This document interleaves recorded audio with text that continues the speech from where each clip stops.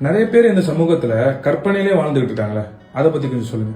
நிறைய பேருடைய வாழ்க்கை கற்பனையானதுதான். ஆனா கற்பனை தான் தன்னுடைய வாழ்க்கையை வாழ்ந்துட்டு இருக்காங்க. இந்த கற்பனைக்கு மட்டுமே இந்த middle class, lower class, higher class அப்படின்ற வேறுபாடு எல்லாம் கிடையாது. என்னிடம் பொருளாதாரம் இல்லை, வெறும் கற்பனை மட்டும் நான் வச்சிருக்கேன்னா நிச்சயமா என்னுடைய வாழ்க்கையில நிறைய ஸ்ட்ரகிளை நான் ஃபேஸ் பண்ணுவேன். என்கிட்ட பொருளாதாரம் இருக்குன்னா நான் எதை கற்பனை செய்யறனோ முடிந்த அளவு ஒரு 80% அதை என்னால மகிழ்ச்சியா வாழ முடியும். ஆனா கற்பனை சில நேரத்துல மிகப்பெரிய ஆக்கப்பூர்வத்தையும் நமக்கு கொடுக்கும். இப்போ இந்த ஃபேஸ்புக், ட்விட்டர் பார்க்குறோம், அப்புறம் கூகுள் பார்க்குறோம், மைக்ரோசாஃப்ட் பார்க்குறோம், அப்புறம் எத்தனையோ நிறுவனங்கள் இருக்கு. இந்த மாதிரி நான் வாழ்றதுக்கு இடம் இருந்தால் நல்லா இருக்கும், இந்த மாதிரி வண்டி இருந்தால் நல்லா இருக்கும், இந்த மாதிரி என்னுடைய ஸ்டைலிஷான ஒரு லைஃப் இருந்தால் நல்லா இருக்கும் அப்படின்னு நம்ம கற்பனையில நினைச்சிருக்கோம்ல. அப்போ இந்த இடத்துல தான் இது யாருடைய மனநிலை அப்படின்றத யோசிக்கும் போது மிடில் கிளாஸ் சார்ந்த ஒரு மனநிலையாக தான் இந்த கற்பனை